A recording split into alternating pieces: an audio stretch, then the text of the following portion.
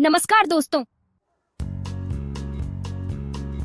आपका स्वागत है हमारे चैनल पर, जहां हम आपको देश दुनिया से जुड़ी जरूरी जानकारी सरल भाषा में समझाते हैं। आज का विषय है भारतीय न्याय संहिता 2023। ये नया कानून हमारे देश की आपराधिक न्याय प्रणाली में एक बड़ा बदलाव है। आज हम इस पूरे कानून को आसान और आम भाषा में समझेंगे। इसकी परिभाषा, महत्वपूर्ण धाराएं, बदलाव और कुछ उदाहरण यानी केस से जुड़े विवरण भी। भारतीय न्याय संहिता 2023 क्या है? यह भारत में अपराधों और उनके दंड से जुड़ा नया कानून है। यह कानून इंडियन पीनल कोड 1860 की जगह लाया गया है। इसे 2023 में संसद में पारित किया गया और यह 1 जुलाई 2024 से लागू हो चुका है। ध्यान दें, भारतीय न्याय संहिता 2023 के साथ 2 और नए कानून लाए गए हैं। एक, भारतीय नागरिक सुरक्षा संहिता 2023 जो सीआरपीसी की जगह आया है, और दूसरा भारतीय साक्ष्य अधिनियम 2023 जो इंडियन एविडेंस एक्ट की जगह आया है। इन तीनों को मिलाकर पूरी आपराधिक न्याय प्रणाली को नया रूप दिया गया है। इस कानून को क्यों बदला गया? आईपीसी यानी इंडियन पीनल कोड 1860 में बहुत सारे ऐसे कानून थे जो अंग्रेजों के समय के थे। नई तकनीक, नई चुनौतियां और आधुनिक समाज को ध्यान में रखते हुए यह जरूरी हो गया कि कानून भी बदले जाएं। इसी के तहत भारतीय न्याय संहिता 2023 को लाया गया। तो चलिए अब जानते हैं इस नई संहिता की कुछ मुख्य बातें। पहली बात, इसमें कुल 358 धाराएं हैं, जबकि आईपीसी में 511 थीं। इस बार फोकस अपराध पर नहीं बल्कि न्याय पर ज्यादा दिया गया है।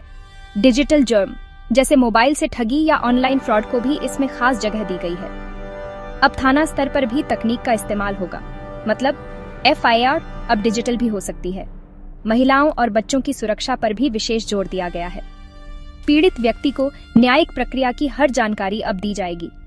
ऑटोप्सी यानी पोस्टमार्टम अब रात में भी किया जा सकेगा, जिससे जांच में देरी नहीं होगी। मॉब लिंचिंग को भी अलग अपराध के रूप में जोड़ा गया है, जो पहले इतना स्पष्ट नहीं था। दूषित भोजन या नकली दवाइयां बेचने पर अब मृत्युदंड तक की सजा संभव है। अब बात करते हैं कुछ महत्वपूर्ण धाराओं की, वो भी एकदम आसान भाषा में। धारा 101, हत्या। किसी की जान लेना अगर जानबूझकर किया गया हो तो यह हत्या कहलाती है। इसकी सजा है मृत्युदंड या उम्र कैद और साथ में जुर्माना। धारा 103, गैर इरादतन हत्या। यहाँ जान लेना मकसद नहीं था, लेकिन गलती से मौत हो गई। ऐसे मामलों में 10 साल तक की सजा या उम्र कैद हो सकती है। धारा 113, बलात्कार। बिना सहमति के किसी महिला के साथ जबरदस्ती करना बलात्कार कहलाता है। इसकी सजा है 10 साल से लेकर उम्र कैद तक। धारा 113(2), गैंग रेप। जब एक से अधिक लोग मिलकर ऐसा अपराध करें तो सजा 20 साल से ज्यादा और कई मामलों में मौत की सजा भी हो सकती है। धारा 193, आतंकवाद। देश के खिलाफ युद्ध या आतंक फैलाना, इसके लिए 7 साल से लेकर मौत तक की सजा हो सकती है। यहाँ एक बात ध्यान देने वाली है, आईपीसी की पुरानी धारा 302 यानी हत्या अब बीएनएस की धारा 101 है। अब जानते हैं वो नए बदलाव जो पहले कभी नहीं थे। सबसे पहले, 0 एफआईआर की व्यवस्था। अब आप किसी भी थाने में एफआईआर दर्ज करा सकते हैं, चाहे अपराध कहीं भी हुआ हो। इसके बाद ऑनलाइन केस फाइलिंग और ट्रैकिंग। अब पीड़ित केस की स्थिति को ऑनलाइन ट्रैक कर सकता है। महिलाओं के बयान को वीडियो में रिकॉर्ड करना अब अनिवार्य हो गया है। राजद्रोह यानी सेडिशन को हटा दिया गया है। आईपीसी की धारा 124(a) अब नए कानून में नहीं है। देश विरोधी कार्य अब आतंकवाद या राज्य के खिलाफ युद्ध के तहत देखे जाएंगे। अगर कोई गिरोह या समूह अपराध करता है तो अब पूरी टीम पर सामूहिक सजा दी जाएगी, मतलब गैंग के सभी सदस्य उत्तरदायी होंगे। और हाँ, बलात्कार के मामलों की त्वरित सुनवाई के लिए फास्ट ट्रैक कोर्ट्स की व्यवस्था की गई है। खासकर सामूहिक बलात्कार के मामलों में 6 महीने के भीतर फैसला जरूरी होगा। उदाहरण से समझिए।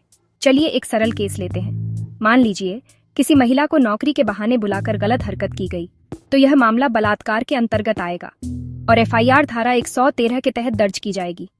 अगर कोई धोखे से बैंक डिटेल लेकर आपके खाते से पैसे निकाल ले तो यह अपराध साइबर फ्रॉड के अंतर्गत आएगा और उसे 7 साल तक की सजा हो सकती है।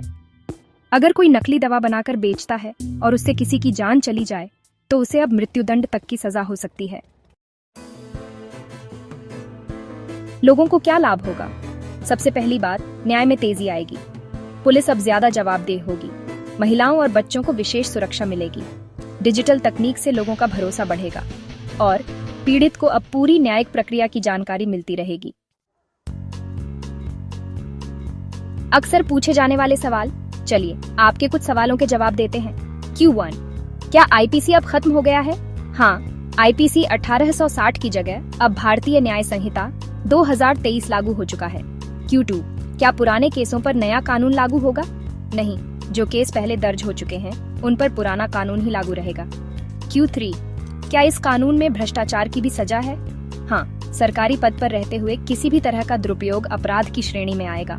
Q4, अब FIR कहाँ करवा सकते हैं? किसी भी नजदीकी थाने में। यह अब 0 FIR कहलाता है। Q5, क्या मॉब लिंचिंग अब साफ साफ अपराध है? हाँ, अब इसे अलग से परिभाषित किया गया है और सख्त सजा का प्रावधान है। भारतीय न्याय संहिता 2023 एक बहुत ही आधुनिक और जनहितैषी कानून है। यह सिर्फ दंड देने के लिए नहीं, बल्कि न्याय दिलाने के लिए बनाया गया है। हमें चाहिए कि हम इस कानून को समझें, अपने अधिकारों को जानें और समाज में न्याय और भरोसे को मजबूत करें।